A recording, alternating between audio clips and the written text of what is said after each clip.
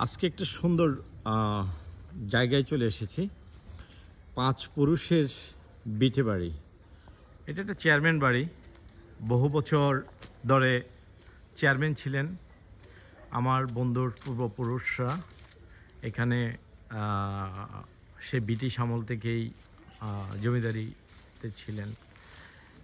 এখনও তাদের পুরনো একটা মাটির গড় আছে এখানে। এটা মাটির গড়, এটা মাটি দিয়ে বানানো, সেই আমলের এই বহু পুরনো।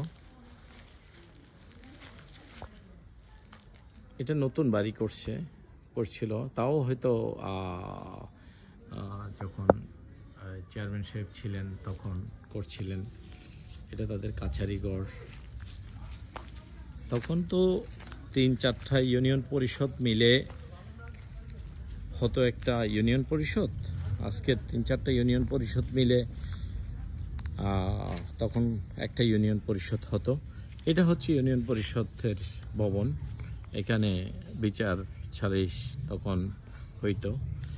এই পুরো এলাকাতে চারপাশে জলাধার। এই পুরো জলাধারগুলো তাদের, পুরো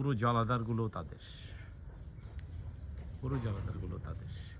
আমার ভিডিওটা বানানোর উদ্দেশ্য একটু ভিন্ন।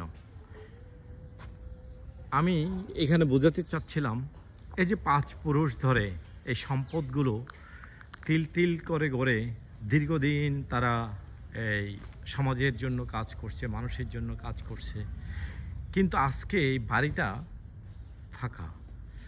বহুদিন পর আমার বন্ধু তার বাড়িতে আসছে, বহুদিন পর। তারা মাঝে মধ্যে এখানে আসে কিনা সন্দেহ আছে, এমনকি ঈদে পূজা পার্বণেও আসে কিনা সন্দেহ আছে। এই এলাকাতে প্রচুর জায়গা সম্পত্তি, তাদের বহু সম্পত্তির মালিক। দেখুন, 5টা পুরুষের পরে আইসা এই সম্পত্তি দেখাশোনা করার কোনো লোক নাই, এই সম্পত্তি পরিচর্যা করার কোনো লোক নেই। যারা এই সম্পত্তিগুলো রেখে গেছে তাদের প্রজন্মের জন্য, তারা এখন দামি দামি অ্যাপার্টমেন্টে থাকে, কিন্তু তারা বাপের দাদার প্রদাদার এই সম্পত্তিগুলোকে পরিচর্যা করতে আসে না।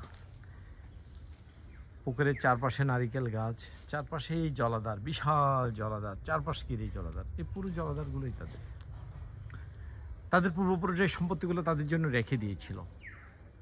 কষ্ট করে হলেও সম্পত্তি কখনো বিক্রি করেনি।